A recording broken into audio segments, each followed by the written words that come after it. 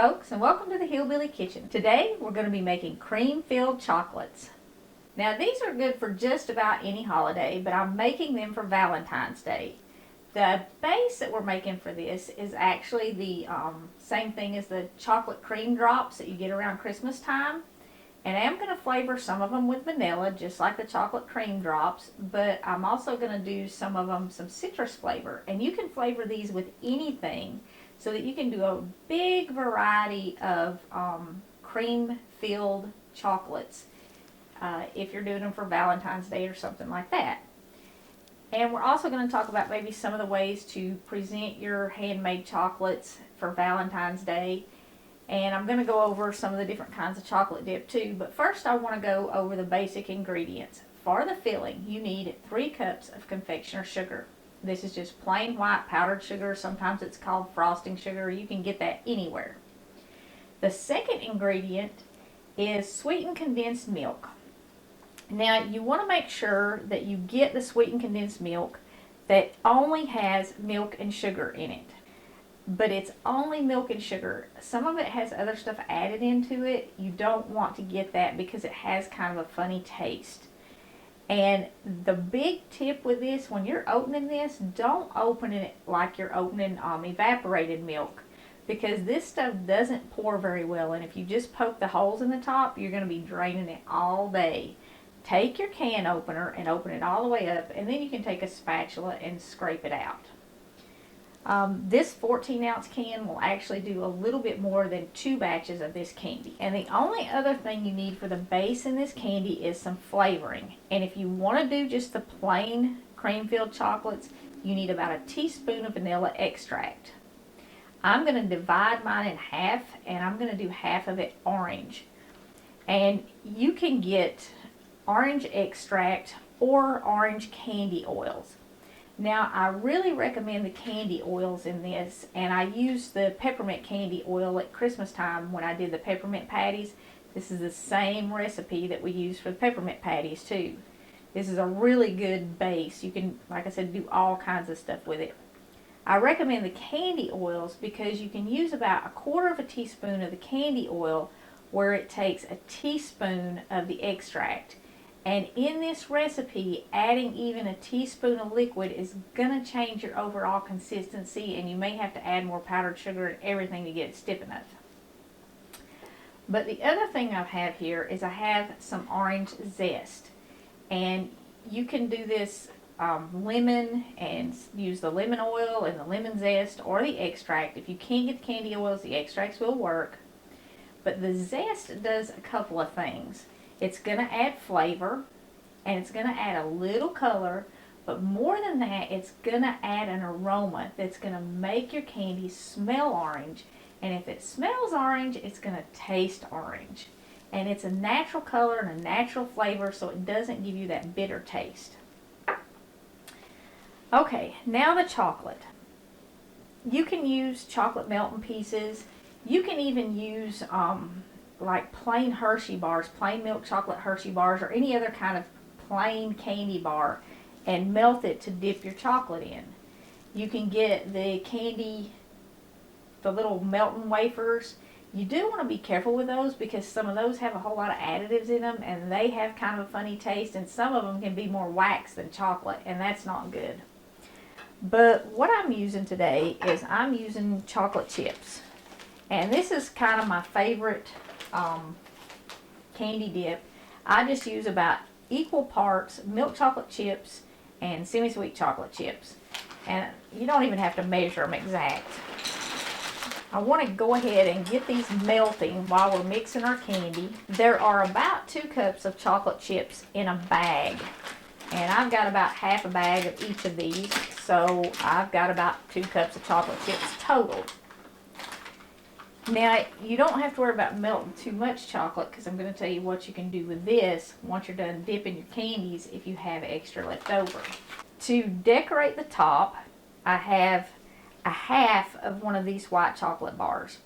Now, white chocolate is going to have some artificial flavor in it because chocolate's made from cocoa, which obviously is not white. And I just use this to drizzle a little on the top of my chocolates. It makes them really pretty and it makes them really elegant. So you don't have to worry about the fact that this is not all natural. You're not using much of it. Now you can totally dip these candies in the white chocolate if you want to. But like I said, it does have some artificial flavoring in it, and that's not going to give you the best tasting homemade candies you can get. But I've got half of one of those bars in here, just 2 ounces, because like I said, I'm just using it to decorate. Now the only other thing that you need in your chocolate dip is a little bit of coconut oil or shortening. And what that's going to do is once your chocolate's melted and that coconut oil is mixed in it, it's going to give it a real shiny, glossy finish that looks like tempered chocolate without standing over the stove for forever and tempering chocolate. Tempering chocolate is no fun. This is much easier and faster. Now what you want is you want about a tablespoon per every 6 ounces of chocolate. And I have about 12 ounces of chocolate chips, so I want 2 tablespoons in here. And since I only have 2 ounces of my white chocolate, I only want about a teaspoon in that. And once it melts, we're just going to mix this together. Now, you can melt your chocolate a million different ways.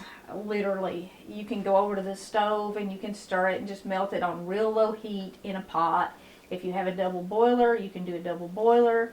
You can melt it in the microwave. If you do it in the microwave, you want to be very careful. Start with 30 seconds, stir it, drop down to 20 seconds, stir it, and then go 10 seconds at a time and stir it in between each time you heat it. Today I'm kind of using my crock pot like a double boiler. I have it filled full of water, and I'm doing that mainly so that you can see what I'm doing a little bit better, so I'm not working down in that deep pot. And it also, the bowl on top kind of keeps my chocolate condensed so it's not all over that big crock pot. But these little crock pots are great for making candy. This one here, this white chocolate, I just have it sitting over a bowl of hot water that I heated in the microwave. And if you're going to be working with chocolate for a while, it's really a good idea once you've melted it to sit it over a bowl of hot water. That keeps it liquefied so it doesn't get hard while you're working with it. And about the only way that you can mess your chocolate up is to heat it too much. If you get your chocolate too hot, like if you leave it in the microwave too long, what it's going to do is it's going to make it clump up, it's going to make it really stiff and sticky and gooey, and you're not going to be able to dip anything in it, and it doesn't matter what you do to it, it won't smooth back out, and it won't harden right on your candy once you're done. So let's mix this up. To start with, we're just going to do the vanilla creams, and you just want to add your sweetened condensed milk into your powdered sugar and your vanilla, and that's all there is if you want just the vanilla creams. Now you can mix this with a mixer. I do not recommend that, not even a stand mixer, because this powdered sugar will just blow all over your kitchen. I just mix it with a spatula, a spoon, whatever, until it's pretty well combined, and then I knead it. And you're going to have to knead it no matter how you mix it, because once you get it mixed up, it's going to be kind of crumbly, and you're going to have to squeeze it together with your hands. Okay, at this point, it's kind of crumbly, so you're just going to start squeezing it together with your hands until you get it to the point where you can actually knead it. And you could turn it out on the countertop if you wanted to, or you can just leave it in the bowl and do it. You don't really want to add more powdered sugar to it to knead it out, like you would flour your counter for biscuits or something, because if you do that, it's going to get too stiff, and you're not going to have cream-filled chocolates. They're going to be crumbly. Okay, once you've got your filling kind of stuck together in a ball, you're going to keep working it just a little bit, and it will smooth out and it will get creamier. Mine's still kind of all falling apart right now. Don't add more sweetened condensed milk to it. This is not too dry. This is what you want. You're just going to keep squeezing it, and it will smooth out in just a minute. Okay, this is pretty much what you're looking for right here. It's going to be kind of a lumpy mess, but it's all going to be stuck together and there's not going to be any more crumbs falling off. Now if you just want vanilla cream chocolates, this is all you have to do. But I'm going to divide mine in half, and I'm going to make half of it orange. And like I said, you can use just about any flavor. You could do lemon the exact same way that I'm doing the orange, and you can get different flavors of oils and extracts and stuff and make it different flavors. The peppermint, you would just do it just like this and add about 1/4 teaspoon of peppermint oil or a teaspoon of peppermint extract to do it peppermint cream. Now all you're going to do for your vanilla creams now is you just want to divide this up into small little pieces and form it into a ball. And if you have a really small cookie scooper, you could use that, or a melon baller or something like that. I don't have anything quite small enough. You don't want to do this in great big pieces because this is very, very rich. Mine are never all exactly the same size because for some reason I just can't seem to portion stuff exact. But I just pinch little bits off like this and roll it in my hands and form it into a ball. Now to do the orange, and I deliberately left all these crumbs in my bowl, and I'm mixing this up in my bowl because when I add the extract to this and the zest, it's going to make this a little more moist. And all these crumbs will stick right back into my dough, and they'll help overcome that. Now, even using the oil and just 1/4 teaspoon of extract, you're going to see how much it changes the consistency. Your filling is going to be much wetter. Make an indentation in the center of your dough and put your extract in that indentation. It'll make it easier to mix in. Now, if you were using extract instead of oil, you would want about 1 teaspoon. And you can taste this, and if that's not enough flavor for you, you can always add more. If you wanted to use a whole batch, of course, you would have to have twice as much. And if you were doing the whole batch orange and you were using the extract instead of the oil, I would probably add at least 1/2 cup of powdered sugar to it to keep it stiff enough. And if for some reason you mix up your candy and it's not stiff enough, you can always add more powdered sugar to it to make it stiffer. And I'm going to use about 1 teaspoon of zest. You only need about 1 orange for this. And if you've never zested fruit before, I do have up a real short little video on that, and I will link it to this. You probably need to watch that video or a video on zesting, because if you get into the white, it's going to get really bitter. But zesting fruit is easy. Now what I do is I just kind of fold my dough up around that little hole where I put my oil and my zest, and I start kneading it, and you can see there how much color that adds. Now it's not going to be like food coloring. When I get it all worked in, it's just going to be barely orange tinted. If you want it brighter, you can add food coloring. And as you knead this, you want to roll it around in the bowl because some of your extract and stuff is going to squirt out down in your bowl, and you want to get that back out. When you've got it pretty well mixed, just give it one more roll around your bowl because you want to get any of the flavoring that spilled out in that bowl out. You don't want to lose that. That's mixed up pretty good. And you can see it's a little more orange than the vanilla, but it's not super, super bright. Now, here's something to keep in mind. This is warm now, so it's soft, and we are going to put it in the refrigerator. You don't need to go super crazy getting these perfectly round because they're soft, and when you put them in the refrigerator, they are going to flatten out a little bit. So if you want them perfectly round, when you make your candy, you're actually going to have to roll them in your hands again after they've been in the refrigerator for a little while. So get them pretty round, but you don't need to be perfect right now, because if you want them perfectly round, you're going to have to do this again. And this dough is much softer than the plain vanilla, just from that 1/4 teaspoon of oil and what little bit of moisture is in that zest. And you just keep going until you get these all in little balls about the same size. And then you're going to put this in the refrigerator for at least an hour. In the peppermint patty video, I said that I thought the next time I made peppermint patties, I was going to freeze them solid. That way they would be easier to work with. I didn't think that through. You don't want to freeze them solid, because if you freeze them solid, that will do stuff in the chocolate that you don't want to do in the chocolate.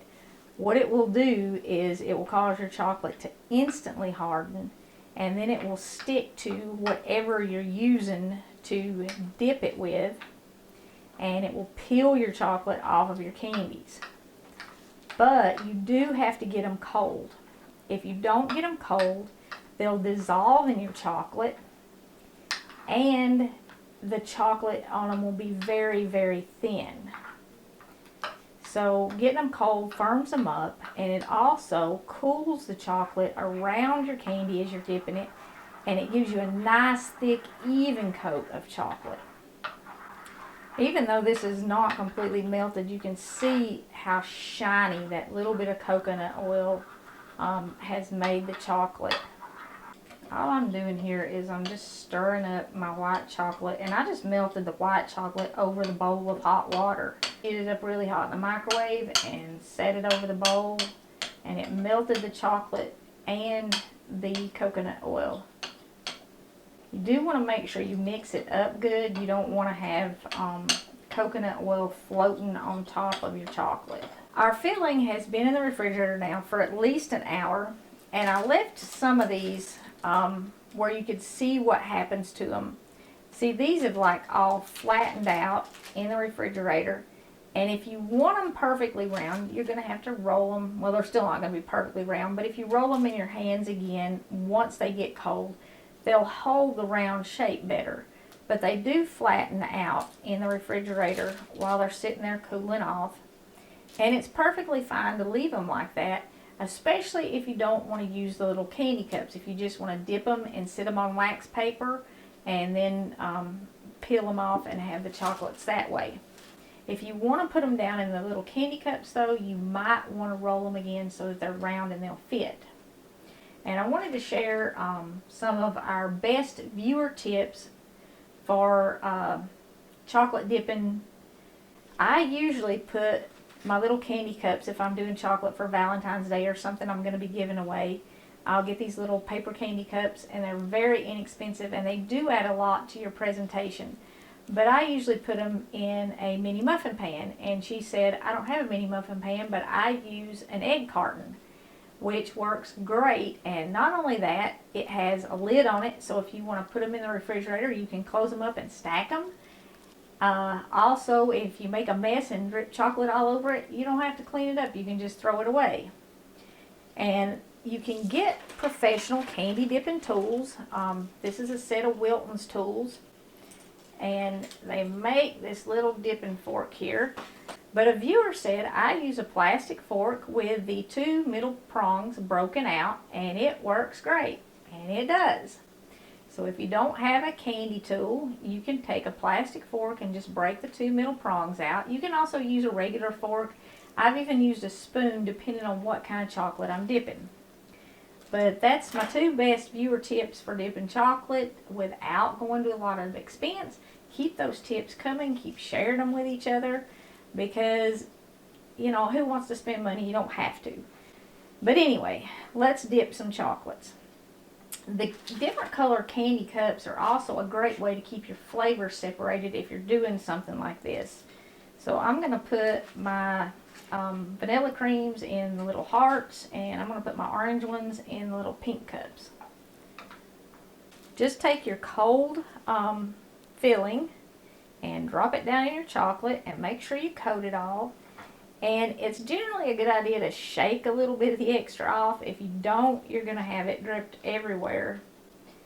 And it's also a good idea to coat your counter with some wax paper, which I put down before I started It keeps that sugary dough off of your counter, and it also keeps the chocolate off. It's no fun scrubbing that stuff off of your counter.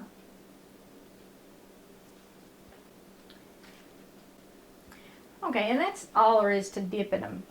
Now, if you want to decorate them with sprinkles, they make all kinds of holiday sprinkles, whether it's Christmas or Valentine's Day or Easter. You can get different colored sprinkles to decorate them with. Or the sugar pearls like this. The sugar pearls, be aware they are very, very hard. You need to be careful with those if you're using them, because you can literally chip a tooth on those things. But if you're going to do any kind of sprinkle, you want to put the sprinkles on while the chocolate that you dipped it in is still warm. And that way your sprinkles will stick to your candy. Now, to do the white chocolate on top, you really want to let this chocolate that you dipped them in set. You want to let it get firm and hard before you start adding the white chocolate to it. If you don't, it's going to kind of run together and the two colors are going to blend, and it's not going to give you as crisp of, the separation is just not going to be crisp, and the decoration on top is not going to be crisp. The white chocolate won't sit on top of your dipped chocolates. It'll kind of run into them. And it's really prettier when it sits on top of them. But in the interest of time, I'm going to do some while it's still wet and show you. You just kind of drizzle it over your chocolates. Just go in a really fast motion and put it over top of them like that. And that gives you a really fancy look to them when they get dry. And like I said, I like the idea of the egg cartons because you don't even have to clean that up. When it's cool, you just pour your chocolates out. I don't know if I can do this because my chocolates are still kind of warm where I dipped them.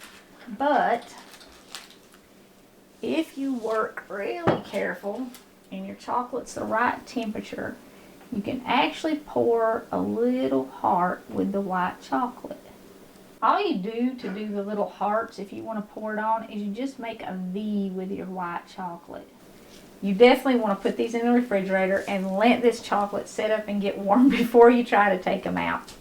But you have the idea now how to make the chocolates, how to dip them, maybe some different ideas for stuff you can make dip out of, different kinds of chocolate dip. You can, like I said, use just milk chocolate, you can use dark chocolate, you can use bars, you can use chocolate chips, just about anything. And once it sets up, it'll be firm just like the chocolates that you get at the store, but it does take a minute. The Dollar Tree has these really cute tins for $1, and if you make these the right size, you can actually put 2 layers of chocolate in them. They also have these little paper hearts that fit in the tins perfectly, and you can write notes on them and put in between them. On this one I did 1 Corinthians 13, 4 and 5. Everybody knows that. Love is patient, love is kind, it does not envy. You know, everybody's got that one. And Valentine's Day is extremely commercialized, and it's the perfect time. I mean, it's a holiday about love. And as Christians, it's a perfect time to share God's love with other people. And you can do it in a kind way that maybe you'll sow a seed that'll get through because you're doing it in a kind way, in an open way. The Dollar Tree also has these little baggies. There's 30 of them for $1 if you wanted to do some to take to a Sunday school class or to work. Or maybe, I don't know if they'll still allow it or not, because you can't take anything homemade into schools, so you can't share anything like with your kids' teachers or anything. But if they'll still allow it at nursing homes, when my kids were little, we used to make stuff like this and we would take it to nursing homes and just put a verse on the bag, like John 3:16, 1 Corinthians 13:13. You know, there's over 300 verses in the Bible about love. And just write that on there, or you could print a little note and put in it.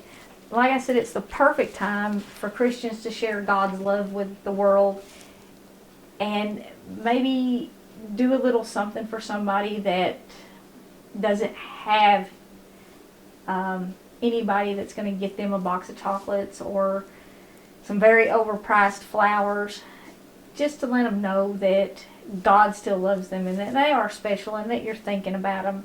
But it's also a way to maybe do something special for that person in your life and something personal. These tins, you can also write in the lid of them, and all you need is just like a Sharpie pen. And if you make a mistake, you can clean it out with alcohol. You don't have to toss it if you get a letter wrong or it's not fitting. You literally clean it all out with alcohol and start over if you use just a Sharpie. This kind of just gives you some ideas how you can take a very commercial holiday maybe and make it more personal. You can take this chocolate dip here, what you have left over when you're done, and you can add peanuts, cashews, or almonds to it and dip it out in little candy cups or out on the wax paper, and you've got nut clusters. And it's the same recipe, but I'm going to link that. I'm going to link some really easy chocolate truffles that you can dip in the same chocolate, Martha Washington candy. So you can do a big variety, probably have a better variety than you get in the store-bought boxes now.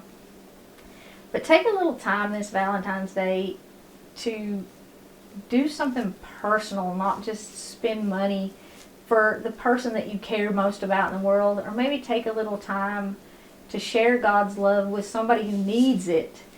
Maybe somebody who's feeling really lonely. Just do a little heart. You know, they've got little ones, or give them a little bag of candy or something, just to let people know that they are loved and that God loves them. I hope y'all have a really happy Valentine's Day this year that is filled with love, and don't forget to share God's love with other people. Thank you so much for joining us in the Hillbilly Kitchen. If you haven't already, please click like and subscribe before you leave. And until next time, remember to put God first.